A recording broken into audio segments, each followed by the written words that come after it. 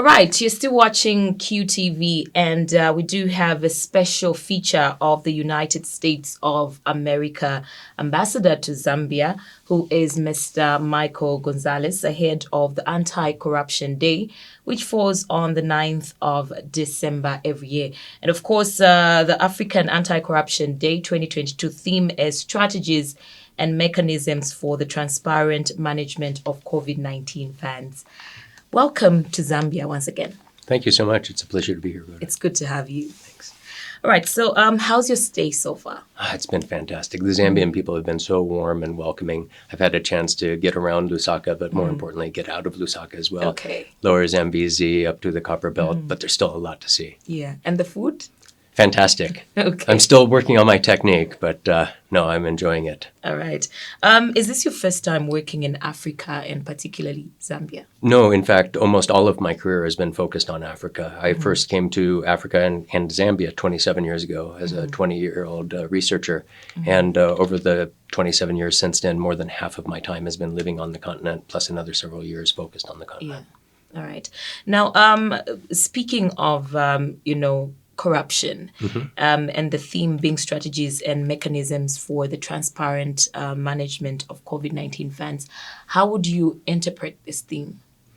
So I think the theme of corruption writ large is critically important basically in every country, certainly in Zambia, certainly in my country and every other country I've served in over my career. Recently, we've had a massive injection of funding around the world to respond to this unexpected deadly pandemic. And when you have a huge outflows of expenditure like that, there's often plenty of opportunities for corruption. But I think the remedies for that are the same as the remedies for corruption writ large. It's transparency in procurements, it's accountability when there are allegations against individuals for corrupt practices, that they be investigated quickly and that there be people held accountable if there are corrupt actions. Yeah. And also, still on corruption, as a country, how have we performed so far in terms of fighting corruption and also commitment to just ending corruption? Look, I think since the New Dawn government has come into place 16 months ago, the verbal commitment during the campaign has been very, very strong, focusing on fighting corruption. There have been some notable actions that we salute and really appreciate. Certain deals have been canceled if they looked like they were particularly problematic. There's been an uptick in investigations and arrests by the accountability organizations, particularly the Anti-Corruption Commission.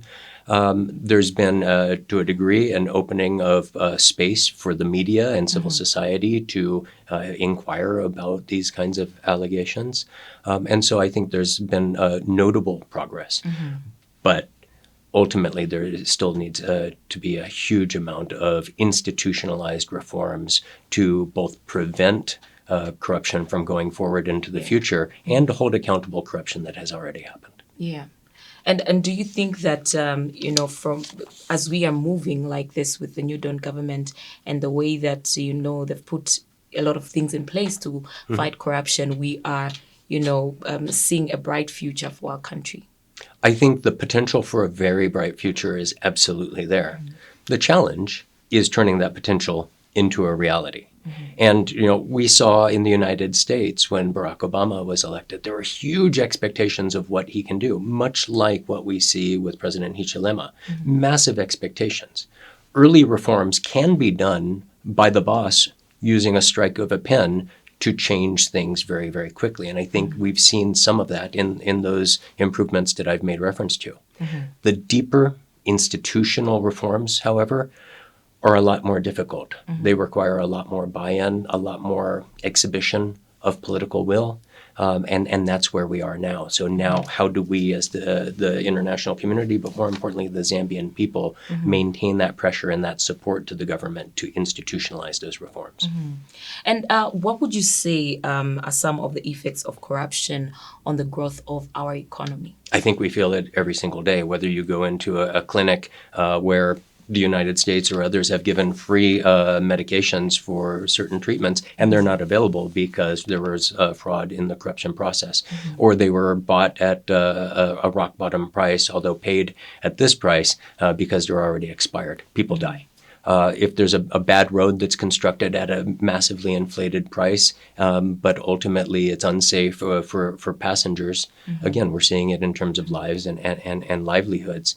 And we've seen massive large infrastructure projects that have been tendered at hugely inflated prices that ultimately the Zambian people are going to be paying the mortgages on for a generation. I look particularly at the first tendering of this Lusaka to Ndola dual carriageway project, a project that should have cost $450 to $500 million that was tendered to China Jiangxi construction company for $1.24 billion, more than almost 3 times the price of what it should have cost.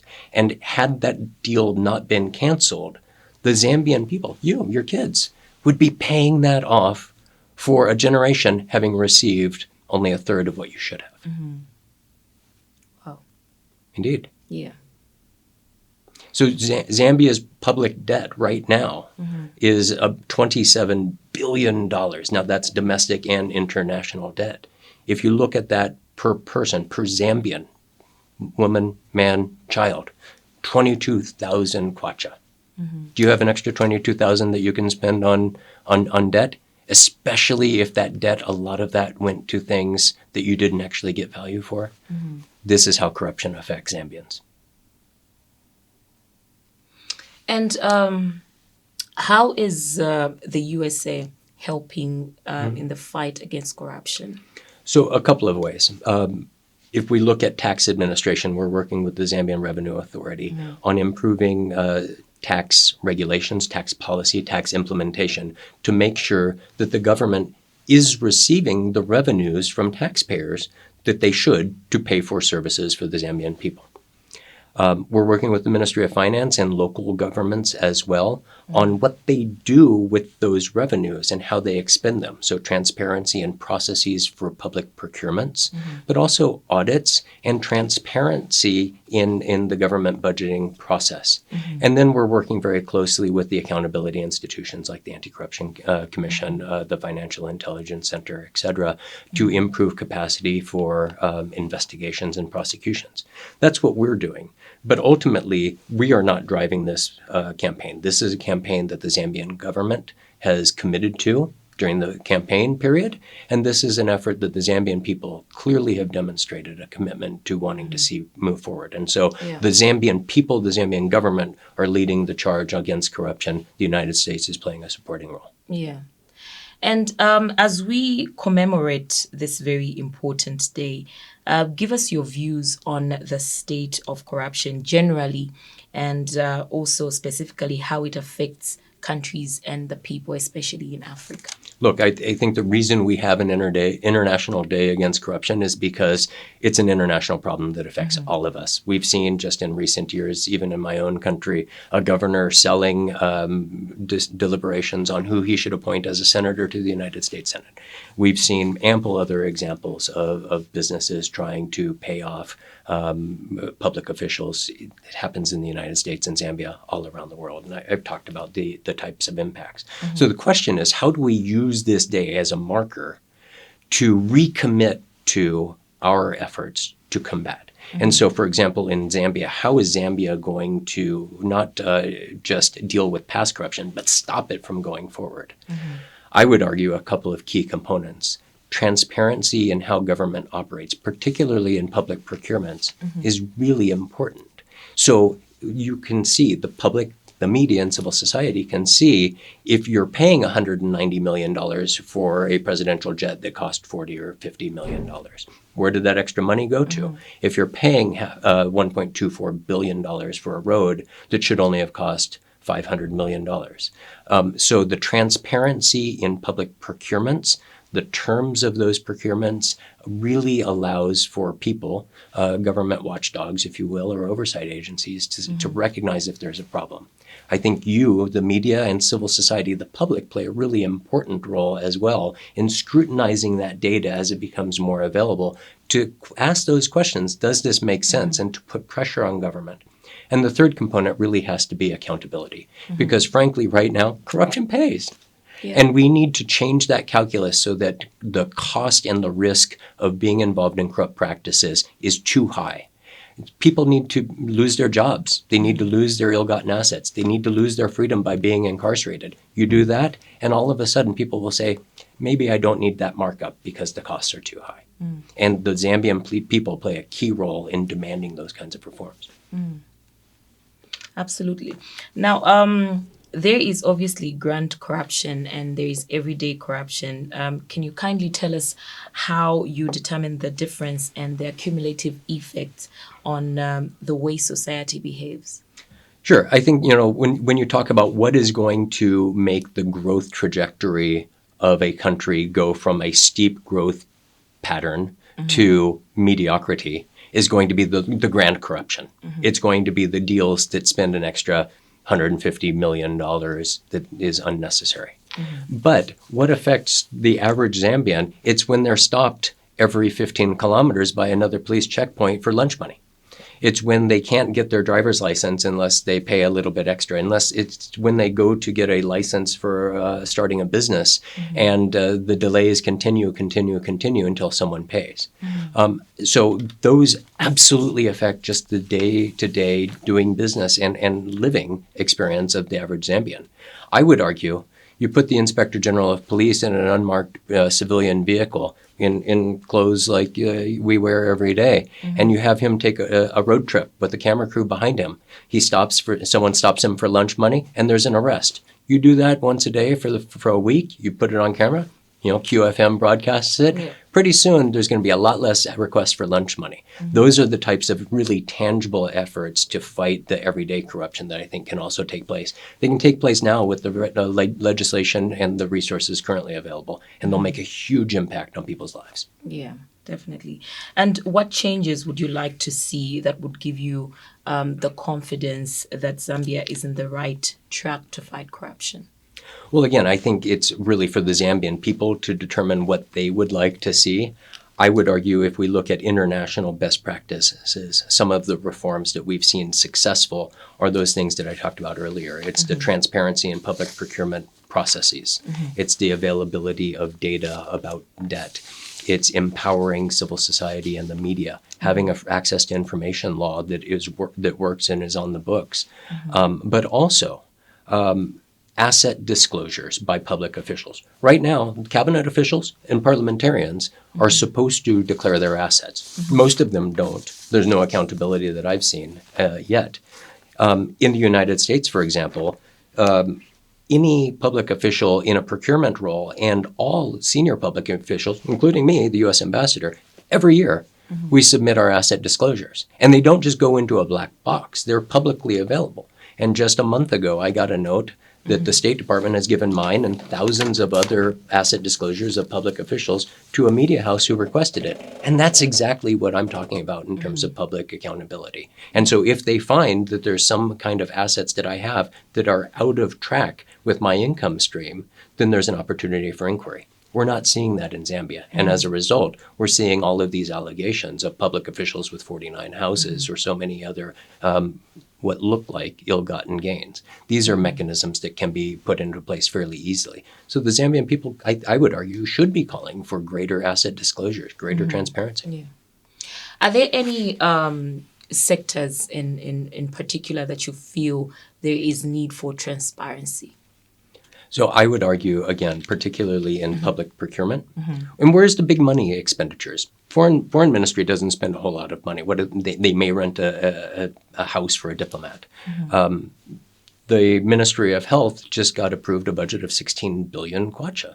The Ministry of Education's budget allocation for this year, 20 billion kwacha. Why? Because they need that. We're hiring, 30,000 additional teachers, 11,000 additional health workers. We need that increase in budget. But where the money is also where the opportunity to take the money is. And so I would argue those areas, particularly health, education, sometimes defense, are where the greater transparency is really vital. And I personally do believe that as the Zambian people, we have a huge role to play when it comes to fighting corruption. Maybe as we get to wind up, what would be your message to the Zambian people out there, and concerning corruption? Yeah, I think so often we see corruption as affecting us day in and day out, whether it's the lunch money stops or the indebtedness of our grandchildren. And we feel that there's nothing that we can do. And I would argue that the opposite is the case. Elected leaders are there because we voted for them. We put them in those positions. And so the Zambian people, the electorate, should be calling on their parliamentarians, their local councillors, their local elected officials, and demanding these kinds of reforms. What have you done on greater transparency? What have you done to pass that access to information legislation or the asset disclosure legislation? There are hotlines for the ACC that should be used absolutely as well. And ultimately, I think the voice of the people is powerful. And so, for example, if there are credible allegations, as there are this week alone, against a transaction involving AVIC Corporation and providing a $320 million housing project for the Ministry of Home Affairs, that boils down to $137,000 per house, 2.2 million kwacha per house. Does that sound about right? And if not, it sounds like there's grounds for an inquiry at the minimum. At the same time, we've seen in the past couple of weeks reports that the government is considering giving a massive tender to that same AVIC Corporation. Maybe that should be put on hold while inquiries are pursued. And those are the kinds of things that the public should be calling for. And the media plays a critical role in informing the public in that. Absolutely. Thank you so much for featuring on our program today, and thank you so much for coming through. Rhoda, it's a pleasure to be here. Thanks for having me. Absolutely. All right. I have been talking to United States of America Ambassador to Zambia, who is Mr. Michael Gonzales, ahead of the Anti-Corruption Day that falls on the 9th of December. And of course, the theme is strategies and mechanisms for the transparent management of COVID-19 funds. Have a good day.